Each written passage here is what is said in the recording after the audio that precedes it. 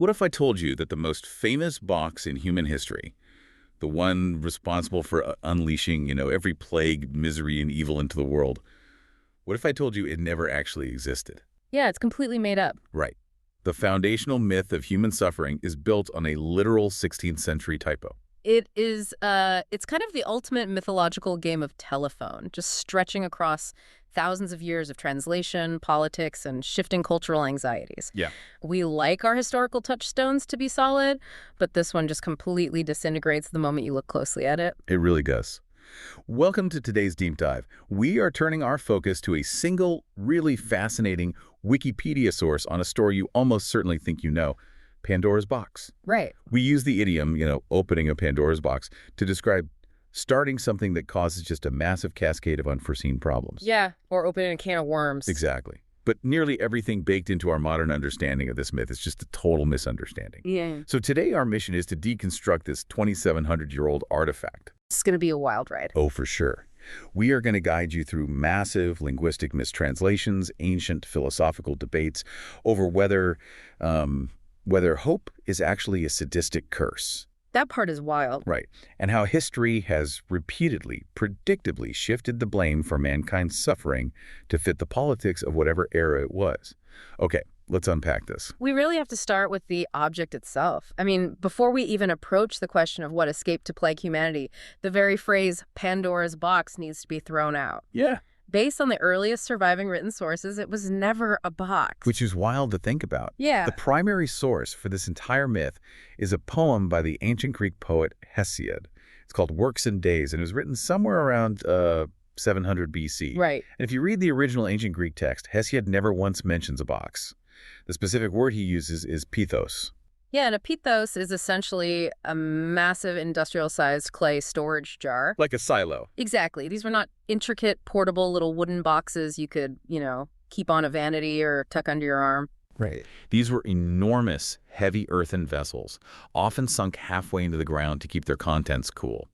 They were the agricultural silos of the ancient Mediterranean, primarily used for storing bulk provisions like wine, olive oil, or grain. So the whole visual we all carry of this delicate jewelry casket casually popping open is entirely wrong. Completely wrong. We are talking about a subterranean agricultural silo. But, Hesiod actually uses another specific word to describe this jar, erectos, Right. which translates to unbreakable. And what's fascinating is that in the broader context of ancient Greek literature, particularly in Homer's writings, erectos is almost exclusively used to describe metal. Oh, interesting. Yeah, so we might not even be dealing with clay here. His Hesiod might have been trying to invoke the image of an inescapable metallic prism. Wow.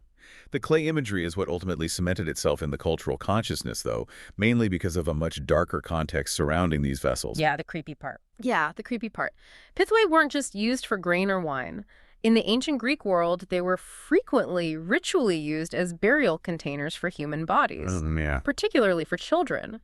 The Greeks held this deeply ingrained, visceral belief that souls escaped from these earthen grave jars and eventually had to return to them. That is, realizing this was a giant, potentially unbreakable burial crypt makes the imagery of the myth profoundly It unsettling. really does. It creates a deliberate, terrifying analogy. Yeah. According to Hesiod's myth, Pandora was the first woman, and she was physically molded out of clay by the gods. Right. So you have a woman made of earth interacting with a massive earthen crypt that dispenses unseen horrors or, harbors human souls.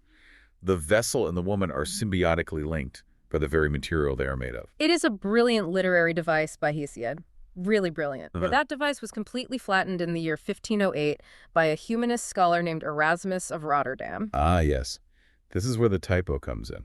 Exactly. Erasmus was compiling this massive, incredibly influential collection of ancient proverbs called the Adagia.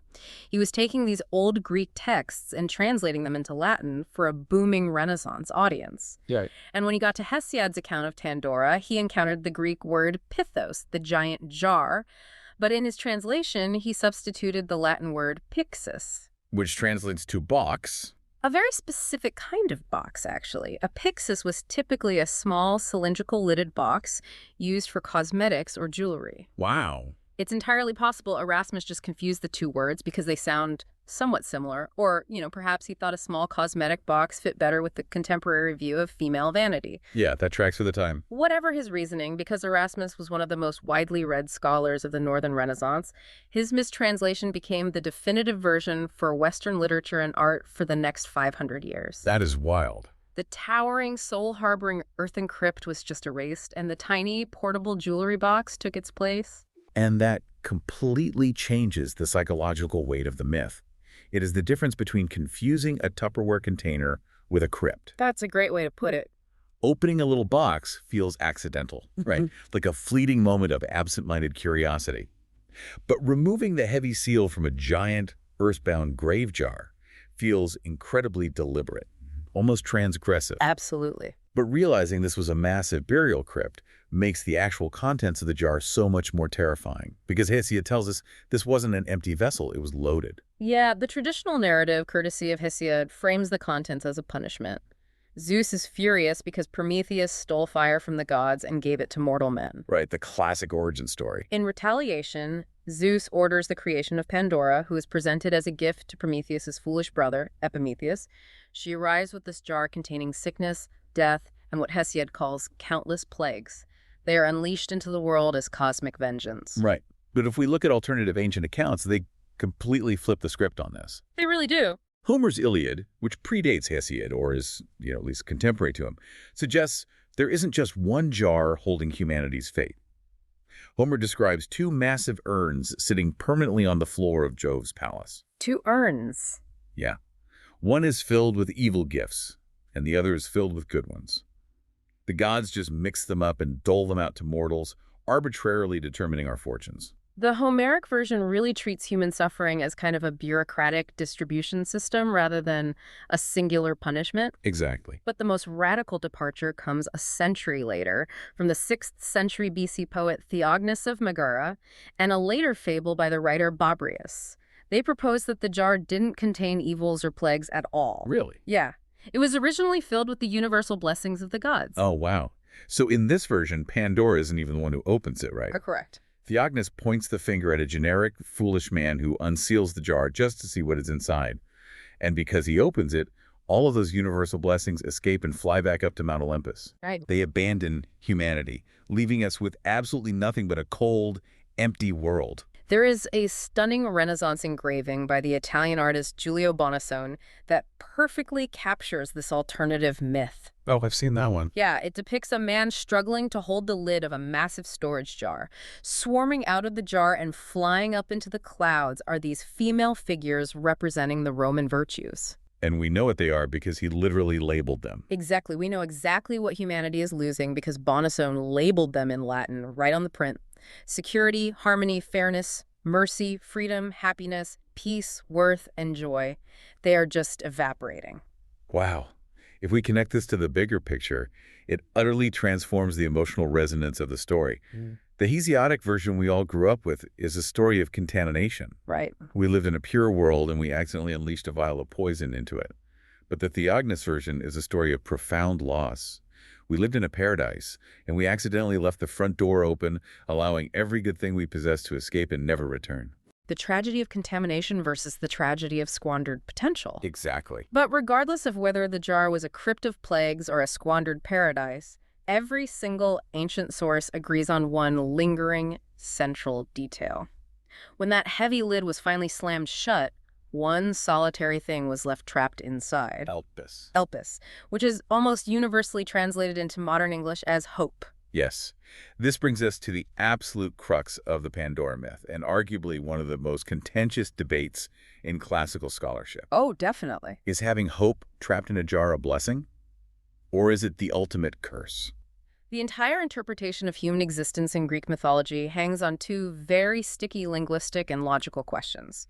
First, what does the word elpis actually mean in its original context? Right. And second, is the jar acting as a prison keeping something away from us, or is it acting as a pantry keeping something safe for us? Okay, let's tackle the translation of elpis first, because for you, the listener, understanding this word changes everything. We use hope as a warm, fuzzy, inherently optimistic concept. Yeah, we do. But elpis doesn't strictly mean hope. It translates much more accurately to expectation. Expectation is completely morally neutral. You can have an expectation of something wonderful happening, sure, but you can also have an expectation of something terrible happening. Exactly. Think about the last time you were waiting for the results of a critical medical test or, a text message after a massive argument. That agonizing, stomach-dropping limbo where you are just waiting for the other shoe to drop. Dread. Yes, that dread is also elpis. Classical authors use the word to describe the anticipation of both good and evil. Now, statistical analysis of surviving ancient Greek literature shows that elpis is used to mean expectation of good about 5 times more often than expectation of bad. Okay. But that minority usage of pure dread absolutely exists. Which forces us into the second debate, the prison versus the pantry. If elpis is inside the jar, what is the jar doing? The optimistic view, championed by modern scholars like M.L. West, is the pantry argument. West argues that it is logically absurd to say the jar was designed to trap evils to hurt us, but then it also trapped hope to hurt us. That makes sense. In his reading, the evils escaped and infected the world, but the jar now serves as a secure residence for hope. It was preserved for humanity as an antidote, a comfort we can endlessly tap into to help us endure the plagues that got out. Okay, so life is hard because of the escaped plagues, but we have this reserve of hope in the pantry. Exactly. But then you have scholars like Mark Griffith who argue the pessimistic view. The jar is a prison. The logic here is structural. The jar kept the evils locked up. Once they were out of the jar, they affected humanity. Therefore, whatever remains inside the jar cannot reach humanity. Right. Hope is withheld from us. We are left to suffer the plagues without the comfort of expectation. And Hesiod himself gives tremendous weight to this pessimistic reading. Later in his own poem, he explicitly writes that hope is empty and no good. He warns that hope actually makes humanity lazy. Lazy. Yeah. It strips away our industriousness and leaves us prone to evil because we sit around expecting things to get better instead of actually taking action. Oh, wow. Here's where it gets really interesting for me, because this leads directly to the 19th century philosopher Friedrich Nietzsche. He examined this myth in his book, Human, All Too Human, and his takeaway is absolutely brutal. Oh, it's so dark. So dark. Nietzsche argued that Zeus didn't trap hope in the jar. Zeus explicitly gave man hope to prolong our torment. Zeus wanted revenge. He didn't want humans to just throw their hands up, accept their misery, and end their suffering. He wanted them to wake up every single day and let themselves be tormented anew. Right, so Nietzsche calls hope the most evil of evils, because it just keeps us on the hook. It's a cosmic snooze button. A cosmic snooze button. I love that. If elpis is simply false expectation, isn't hope basically the illusion of a life raft? Imagine you are drowning in the middle of the ocean, you're exhausted, and someone throws you a life raft. But the raft is actually a hologram. Instead of learning how to swim or conserving your energy, you exhaust your final breaths, desperately trying to grab onto something that isn't really there. Your drowning isn't prevented, it is just agonizingly prolonged. That is a profoundly bleak but highly accurate articulation of Nietzsche's perspective. If elpis is a deceptive expectation, humanity isn't blessed by its presence. We are cursed by our reliance on it. Or, if we lean into the minority translation that elpis means the expectation of evil, maybe trapping it in the jar was the one single act of mercy Zeus showed humanity. Wait, how so? Well, we have to suffer the physical evils of the world, but at least we are spared the constant, unbearable psychological dread of knowing exactly what specific evil is coming for us tomorrow. Oh, wow. That's a really compelling way to look at it. But with all of this philosophical ambiguity, whether it's a jar or a box, whether it held blessings or curses, whether hope is a life raft or a hologram, why has the figure of Pandora historically shouldered 100% of the blame for everything wrong with the world? What's fascinating here is that for vast stretches of human history, she didn't. Really? Because modern pop culture lays it all at her feet. Modern culture does, yeah. But during the Renaissance, the blame was frequently placed squarely on the shoulders of her husband, Epimetheus. Well, we mentioned him earlier, but his name is the giveaway here. Prometheus means foresight, but Epimetheus literally translates to afterthought. Exactly. Hesiod described Epimetheus as he whom mistakes made wise. Remember Erasmus, the scholar who mistranslated the jar into a box? Texas guy, yeah. Right. When he published his translation, he explicitly stated that it was Epimetheus who opened the box. Erasmus was using the myth to illustrate a specific Latin proverb, from experiencing trouble, a fool is made wise. The focus during the Renaissance wasn't on female curiosity, it was on male foolishness. Wow. And the visual art of the era backs this up. There is a prominent etching by Sebastian Leclerc from 1676 showing a cloud of demonic evils emerging from a jar, and the lid is quite plainly being lifted by Epimetheus. Ah. Another print by Venetian artist Paolo Farinati shows Epimetheus actively pulling the lid off while Pandora just stands by holding the jar. So Epimetheus was the original scapegoat. Yes. But the blame shifted again in the 18th century, particularly in French theater. And this is where the how and why of cultural adaptation becomes so apparent. There were several highly popular comedic plays produced in Paris with the title Pandoras Box, written by playwrights like Lesage, Poisson, and Brumoy. Right. In these plays, the blame shifted entirely away from human beings, both male and female, and onto the trickster gods, specifically Jupiter and Mercury. The 18th century in France was a period of immense social anxiety. You had a rigid aristocratic class system that was beginning to fracture, massive wealth inequality, and the looming shadow of what would eventually become the French Revolution. Mm-hmm. Yeah. The writers of these plays weren't worried about physical plagues like gout or fever. They were terrified of social destruction. So they completely reimagined the contents of the box to fit those fears. Yeah. In one play, the god Mercury comes down to Earth, dressed as a harlequin, specifically to stir up disruption among innocent mortals. Exactly. When the box is opened, the evils that emerge aren't monsters. They are actors representing ambition, greed, jealousy, and treachery. In another play, the evils that fly out are false knowledge, fashion, and gaming. Like literally a character walking out holding a pack of playing cards. The societal fear was class mobility and the decay of harmonious living. The gods were blamed for introducing the social toxicity that makes people desire more than they have. The box became a metaphor for the corruption of innocence by modern vices. But eventually, the lens of literature and art narrowed right back down, focusing exclusively on Pandora herself. That shift happened violently in the 19th century, driven heavily by Victorian anxieties about gender and sexuality. Pandora became stripped of her innocence and was heavily associated with the archetype of the femme fatale. The dangerous, alluring woman who brings ruin to men. Exactly. You see this perfectly in Dante Gabriel Rossetti's 1871 painting. He depicts a brooding, red-robed Pandora with elongated, almost grasping hands. Yeah. She is holding an ornate, jeweled casket that is literally emitting a fiery halo of smoke. Inscribed right on the casket is a Latin motto, "Unknown it burns." The painting frames her as a knowing, dangerous figure whose allure is deeply subversive. And Lawrence Amontadema's famous watercolor from 1881 takes it even further. He paints her naked, leaning against a seascape, staring intently at the urn. Reviewers at the time actually described her expression as possessing a look of animal curiosity. Yeah. And resting right on the lid of the urn is a bronze sphinx. The sphinx is a classic mythological symbol of riddles, dangerous knowledge, and the ultimate femme fatale. And the Sphinx implies that opening the jar isn't an accident. It is the deliberate pursuit of knowledge that will annihilate human innocence. Which brings us to perhaps the most enigmatic, thought-provoking interpretation of the box we found in the sources. It's an older Venetian print ascribed to the artist Marco Angelo del Moro. It is a striking visual departure from everything else. The print is titled Pandora's Box, or The Sciences That Illuminate the Human Spirit. In this print, the massive coffer is thrown wide open.